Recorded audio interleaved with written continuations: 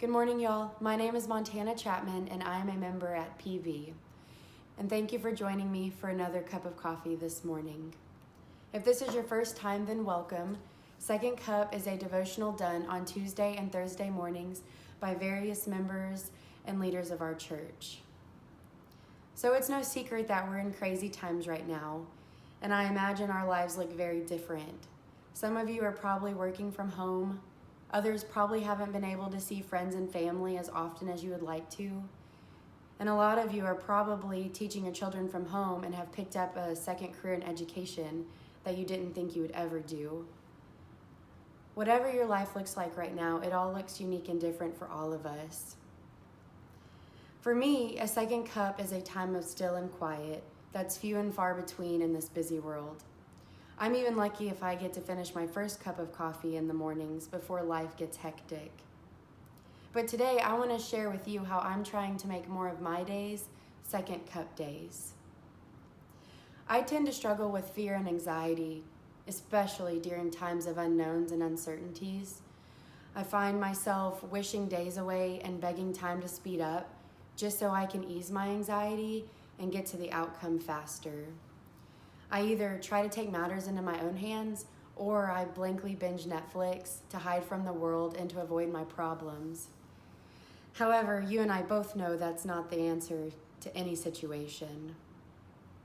What if I was actually able to see this time of unknown as a blessing? What if we were all able to change our perspective and see this time as a blessing? I finally sat down one day and realized that this time of unknown could actually be a time of growth if I allowed myself to trust God enough to quiet my fears and help me see that every day is a gift. Proverbs 3:5-6 states, "Trust in the Lord with all your heart and lean not on your own understanding. In all your ways submit to him and he will direct your paths." God already knows the path that he's laid for us, but we have to humble ourselves and quiet our hearts in order to listen and to see him first. Every time I start to let fear creep in, I have tried to start asking myself, what can I do to make this day valuable? Could it be spending extra time in God's word, or checking in with friends and family to truly see how they're doing, or even start that project that I always put off until I have more time but never actually make time to do it? My challenge to myself, and I'm challenging any of you that struggle with anxiety, is to slow down and enjoy that second cup. Take time to be still and to be thankful for this day, because this day truly is a gift. And take time to let God into your hearts and let him speak to you. And then ask yourself, how can I make this day valuable? How can I make this day count?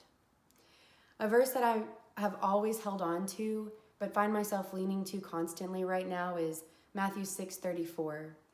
"Therefore, do not worry about tomorrow, because tomorrow will worry about itself. Each day has enough trouble of its own."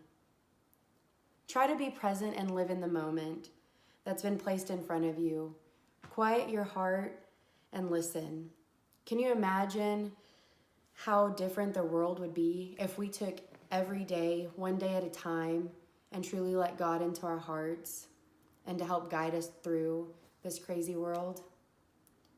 I'm here this morning to tell you that you are not alone in your struggles.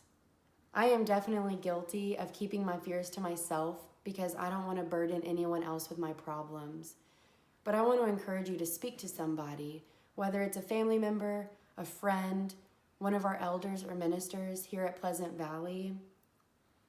Someone would love to talk to you. And you can speak to us by leaving us a message or leaving a comment below. And one of our elders or ministers would love to spend time speaking with you and praying over you.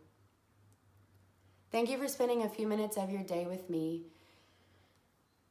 And I pray peace be with you today and every day. Until next time on Second Cup.